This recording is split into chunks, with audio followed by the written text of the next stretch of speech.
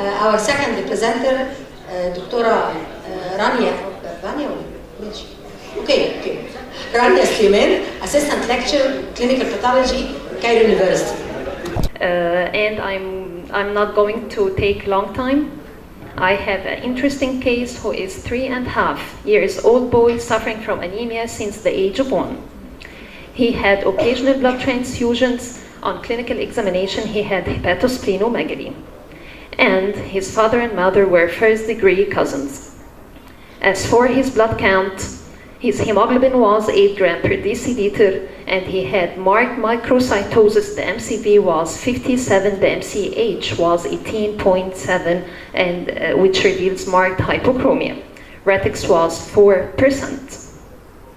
So the comment was moderate microcytic hypochromic anemia with anisocytosis and poikilocytosis. Few target cells, basophilic stippling, rare fragmented red cells were seen. His total bilirubin was 3 milligram per deciliter and the direct was 0.2, so here we can see indirect hyperbilirubinemia, and the LDH was 250.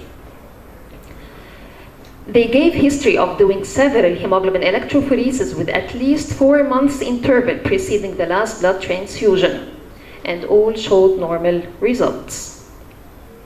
So here, how are we going to investigate? We did iron studies and they were all normal. The serum iron was 120, TIBC 300, and the serum ferritin was 570. The HPLC revealed decreased hemoglobin A2, which was 1%, and the hemoglobin F was slightly elevated, 2.9%. As for the family studies, the mother, she had mild anemia with mild microcytosis and mild hypochromia. The father, he had borderline hemoglobin with mild microcytosis and mild hypochromia. As for the HPLC, the mother had slightly decreased hemoglobin A2, and the father had normal pattern. To sum it up, so the father hemoglobin was borderline with mild microcytosis, mild hypochromia, and normal HPLC. The mother had mild anemia with mild microcytosis and hypochromia and slightly decreased hemoglobin A2. The boy had moderate anemia, marked microcytosis and hypochromia with decreased hemoglobin A2 and slightly elevated hemoglobin F. So here, how to proceed? Of course, we did molecular studies for the child, and the beta thalassemia gene screen revealed homozygous mutation at the codon 27, which is the mutation of hemoglobinosis. The alpha thalassemia gene screen revealed FIL double gene deletion.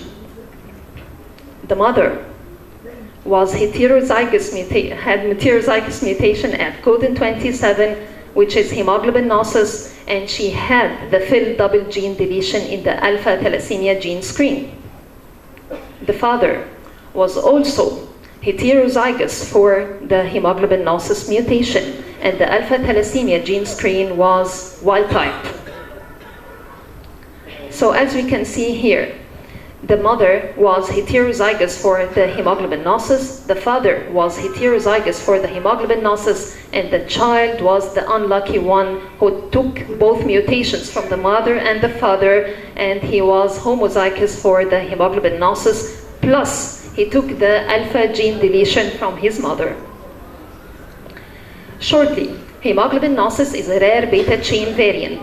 It is mutation at codon 27 in which there is alanine to serine substitution in the beta globin chain with normal hemoglobin A2 level. It is unrecognizable by conventional separation methods, but detectable by acrylamide gel electrophoresis and isoelectric focusing. It migrates with hemoglobin A on alkaline electrophoresis, that's why complicating the diagnosis. Or the mutation can be detected by DNA analysis techniques, restriction enzymes, reverse dot-blot hybridization, and DNA sequencing analysis.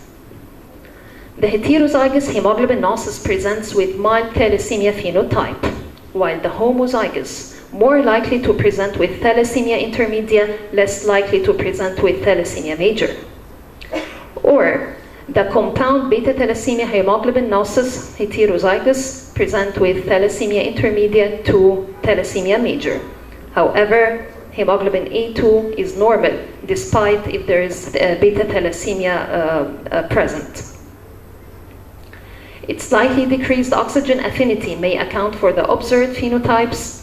Taken together, these phenotypic variations suggest that other genetic components might be implicated in determining the severity of anemia in compound heterozygotes. The take-home message. Here, this case highlights the necessity of deep molecular characterization of subjects presenting with normal hemoglobin A2 level associated with abnormal or borderline red cell indices during premarital screening, especially when the partner is a typical beta thalassemia trait, in order to reach better genetic counseling and control of severe anemia childbirth. And thank you.